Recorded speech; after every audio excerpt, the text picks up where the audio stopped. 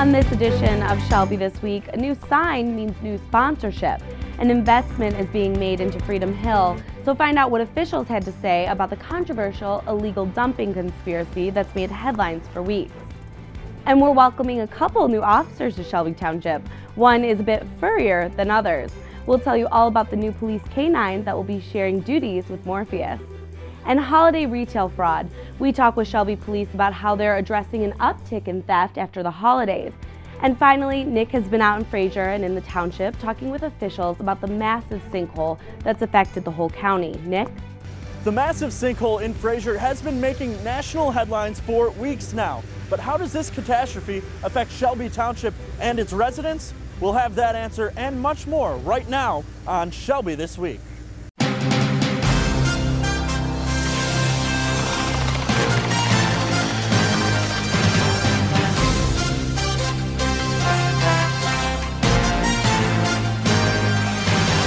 Macomb County is just days into its state of emergency declared by Governor Rick Snyder due to the massive sinkhole that opened up in Fraser. County officials are hoping this will bring in money from the state to help fund repairs. Back in 2014, Shelby Township experienced its own sinkhole on Hayes Road, just south of 24 Mile Road. The degree was much smaller, but it did affect some homes and their water systems. And while this new large sinkhole is in Fraser, our Nick Buckler tells us why it's still affecting residents in Shelby Township.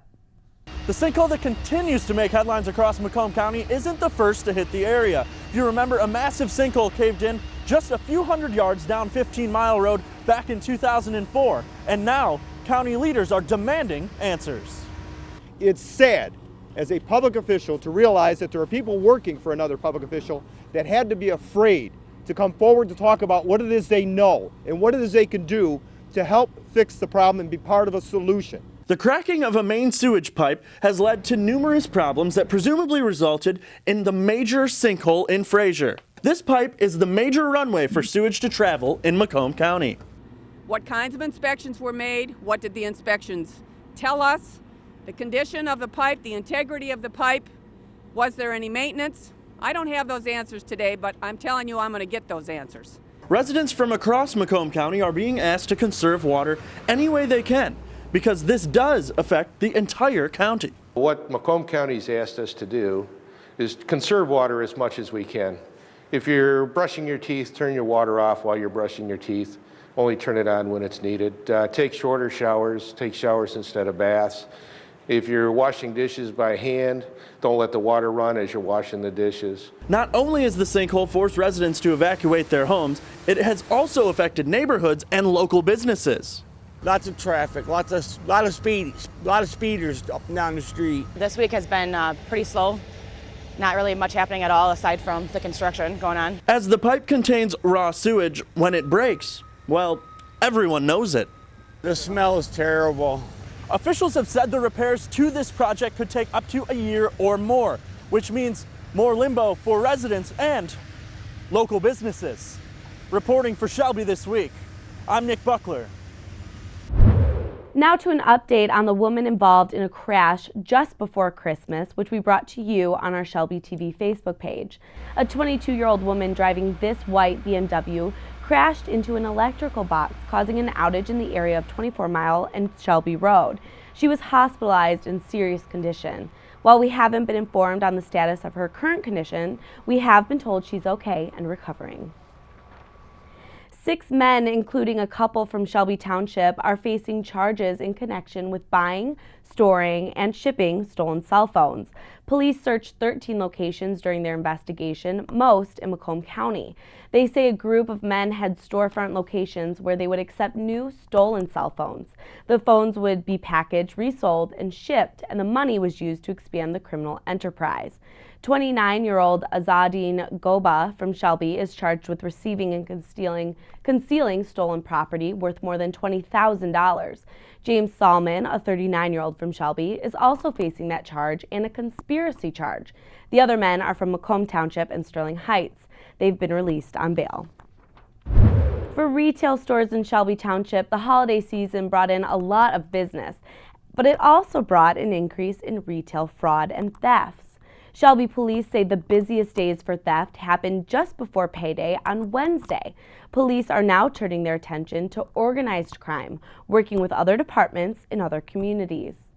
We all get together, we share information, we share emails every day and bulletins. So for those stealing down in Warren, we tie them to crimes back up here in Shelby Township. And when it comes to protecting yourself, police say it's important to be vigilant and know who's around you. Know who's by you. Don't keep your purse in the top of the basket where somebody can walk by. We had a couple reported incidents where ladies had their purses stolen or the wallet stolen out of the purses. The person will come up next to you, give you a little bump. We've had a lot of things at the checkout line as far as people leaving their cell phones down or their credit cards or information, and the person behind them will swipe it and walk off with it. Lieutenant Schmittler says the goal for Shelby PD is to be out there and be seen, so thieves are sent elsewhere. Freedom Hill is unveiling a new marquee for its amphitheater, and with it comes big news.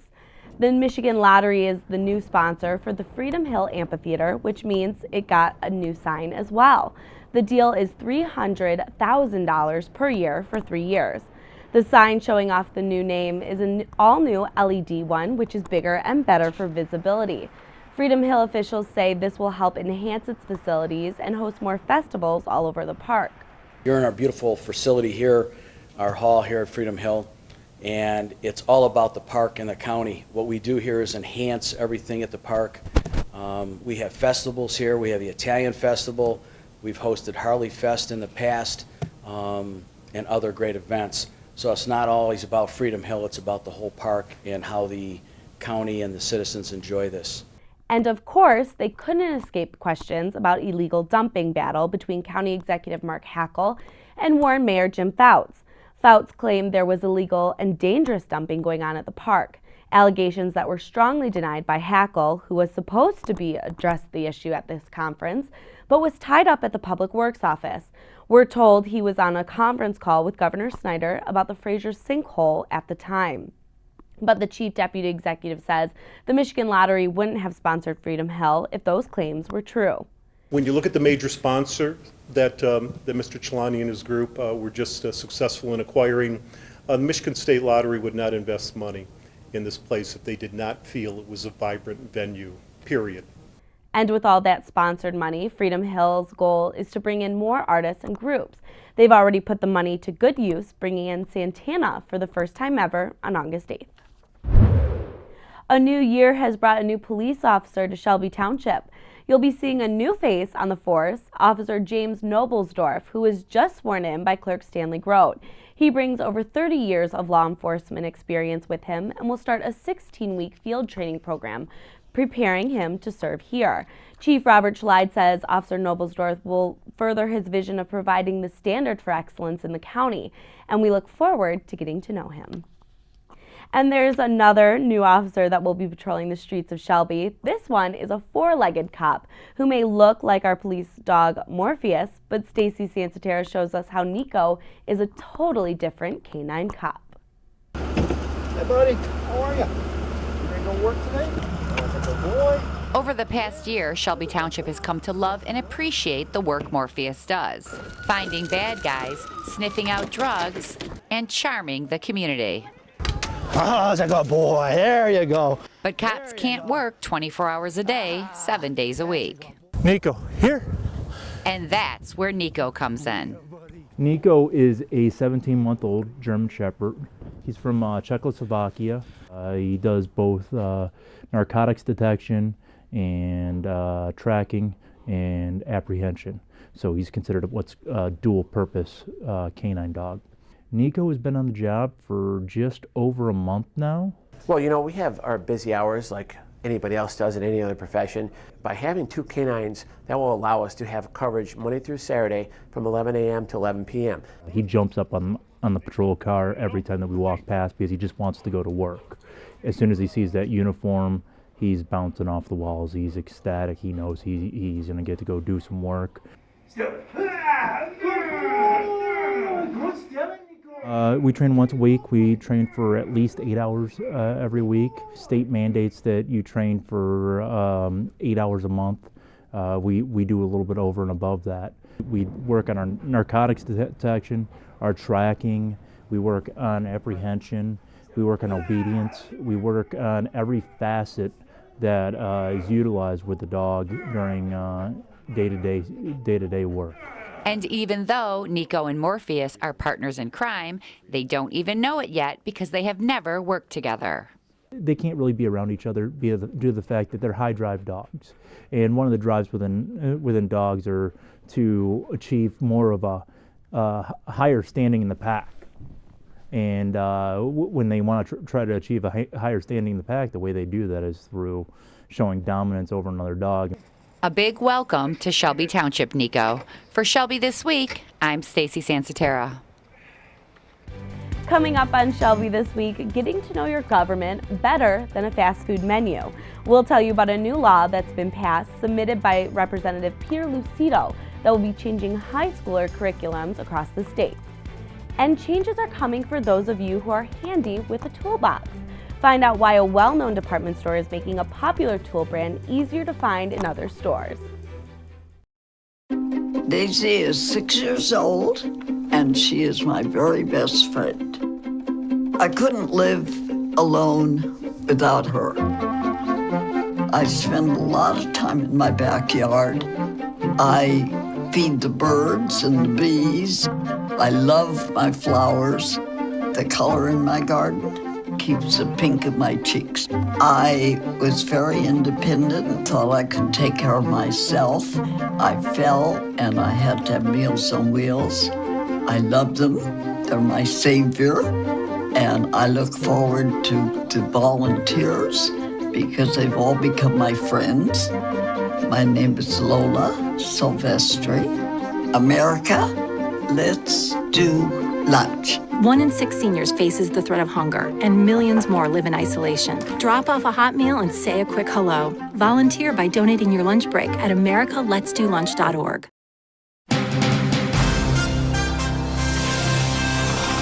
Just like English and math, high school students will now need to make sure they know exactly what their government does in order to graduate. State Representative Peter Lucido has been working on a bill that's finally been passed. It will amend school codes requiring students to pass a civics test similar to the naturalization test used by the U.S. Citizenship and Immigration Services. Local Board of Educations will set the parameters of the test, including possible questions and allowing for retaking of the test if needed. And also in our schools, a big congratulations to the Shelby Junior High School robotics team. The Raging Robots earned first place in the state championship, First Tech Challenge. The team took on nearly 340 schools in a competition that challenges students to design, build, and program a robot to compete in a field tournament. The team will now represent Michigan in the Super Regionals in Cedar Rapids, Iowa in March. We've already seen a couple winter storms this season, and there's bound to be a few more as Michigan winters last well into the start of the year. Researchers looked at every state in the U.S. and found we topped the list when it comes to the harshest winters to live in. They looked at weather patterns, average temperatures, how quickly Department of Transportation clears highways, interviews with residents, and winters as a whole. Minnesota took number 1, citing some areas have seen more than 100 inches of snow at a time, and the bone-chilling negative 60 degrees in temperature. Michigan ranked second with the worst winters thanks to the continuous cloud coverage that starts in October and doesn't end until April most years.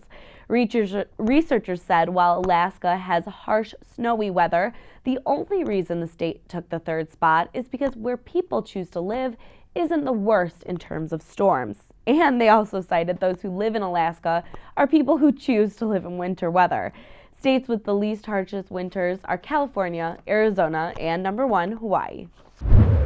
In an effort to halt sliding sales, Sears is making a deal with one of its biggest, most exclusive products. Sears will be selling its Craftsman tool brand to Stanley Black & Decker for $900 million. The deal will provide a cash infusion after sales dipped 13% last year. Currently, 90% of Craftsman products are sold through Sears and Kmart. Stanley will pay Sears $525 million when the deal closes and another $250 million after 3 years. Stanley will pay Sears a percentage of its new sales for 15 years, and during that time, Sears will continue to sell Craftsman products royalty-free. This will broaden the distribution of the well-known tool brand and will protect Stanley from risks related to the uncertain future of Sears. Craftsman officials say the tool's lifetime guarantee warranties are not in jeopardy with this sale. How is your New Year's resolution going? Surveys show the majority of people ditch their resolution within a week of the new year, but the Detroit Zoo is looking to help you with that. If your resolution is to get fit, why not take a trip to the zoo? You're invited to come walk around the zoo's 125-acre loop and log more than 7,000 steps. Zoo officials say, including the Polk Penguin Center, you can add 400 more steps to the trek. And they're also opening up a winter rink that is sure to burn calories. A 25-minute skate session costs just $7 if you'd like to rent skates, $3 if you bring your own. The winter rink will be open until the end of February. And get ready for June when the Detroit Zoo opens up its family-friendly bicycle safari, which will allow you to pedal past penguins, polar bears, and many other animals. It may be 7 months away, but the Shelby Township Art Fair Committee is looking for vendors and artists right now. Vendors can be artists who have original, one-of-a-kind pieces like paintings, sculptures, or photography. They're also looking for emerging artists who would like to just start with a table rather than a booth. Vendors can sell home decorations, clothing, and jewelry, and they're also looking for those who focus on Michigan-made products like food or toys. Applications are due by April 1st and cost $20. The art fair brings in more than 10,000 visitors every year. This year, it will be on August 12th and 13th. If you'd like to be considered for it, just head over to our Shelby TV Facebook page for more information on how to apply. The Shelby Community Foundation puts on a lot of events in order to raise money for nonprofit organizations and our residents. The next upcoming event is the annual Snowflake Social. Mark your calendar for Friday, January 27th. The Snowflake Social is a wine tasting featuring drinks and food of the Four Seasons in Michigan. All the money raised will continue to support various projects. We gave $42,000 to the community, to different organizations to help people in the community. One of the biggest ones was we helped Habitat Humanity help 20 homes for senior citizens and veterans in the community, and to help repair their homes and so that people could live in them longer. Tickets are $50 per person. For more information on the event and where to register, head to our Shelby TV Facebook page. Still ahead on Shelby this week, can you smell the hot dogs already? Football season may be over in Detroit, but baseball is coming. We're somewhere around 80 days until the opening day with the Tigers, and just over 100 days from the opening of the second ever season of the United Shore Professional Baseball League. Find out about the big change coming next. And she's a kid mayor. We'll tell you about the little girl who is receiving big honors for policy changes she wants for our environment. Daisy is 6 years old, and she is my very best friend. I couldn't live alone without her. I spend a lot of time in my backyard. I feed the birds and the bees. I love my flowers. The color in my garden keeps the pink in my cheeks. I was very independent and thought I could take care of myself. I fell and I had to have Meals on Wheels. I love them. They're my savior. And I look forward to volunteers because they've all become my friends. My name is Lola Silvestri. America, let's do lunch. 1 in 6 seniors faces the threat of hunger, and millions more live in isolation. Drop off a hot meal and say a quick hello. Volunteer by donating your lunch break at americaletsdolunch.org.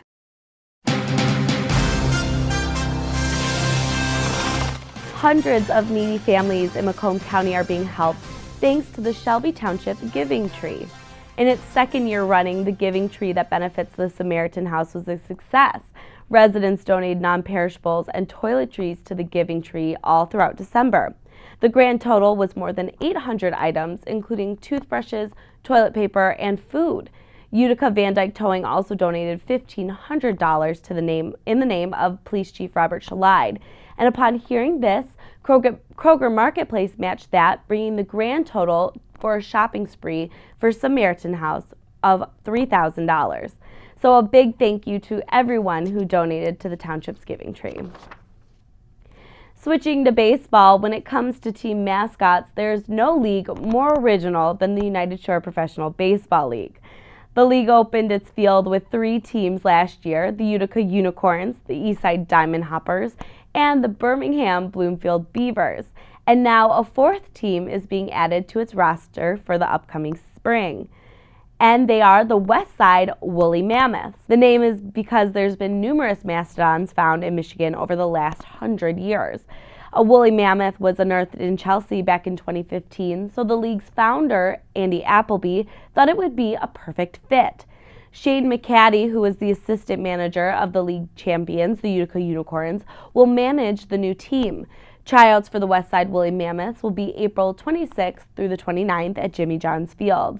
Adding a 4th team is all part of Appleby's plan to expand to numerous stadiums throughout Michigan. The 2017 season will start May 11th. What if kids could be mayors? The Detroit Zoo has made this possible for one Shelby Township girl. 9-year-old Trinity Favaza wrote an essay for the zoo's contest searching for the new mayor of Amphibiaville and won. She wrote about all the ways she would make the environment better for amphibians. Cleaning up local wetlands and spreading news on social media to help them and stuff, and educating my classmates and keeping everywhere clean. As mayor, Trinity's picture can be found inside the zoo's exhibit. Trinity also has already been working on her candidacy platform with her nature blog on the social media app Instagram. Along with her new title, Trinity received a 1-year family pass to the zoo and a plush frog. She's also being honored at the Shadbush Burgess Nature Center, where she has a frog being named after her. And that's it for us here at Shelby this week. You can watch us all the time on shelbytv.org. And for updates on everything you've heard about today and much more, head to our Shelby TV Facebook page. Now, before we go, you may be working on getting fit in 2017, so you're avoiding eating treats like cakes and pastries. But that doesn't mean you can't see them. We spent time with the bakers at Vince and Joe's here in Shelby Township, who let us come back into the kitchen to get a look at their morning routine. Enjoy, and thanks for watching.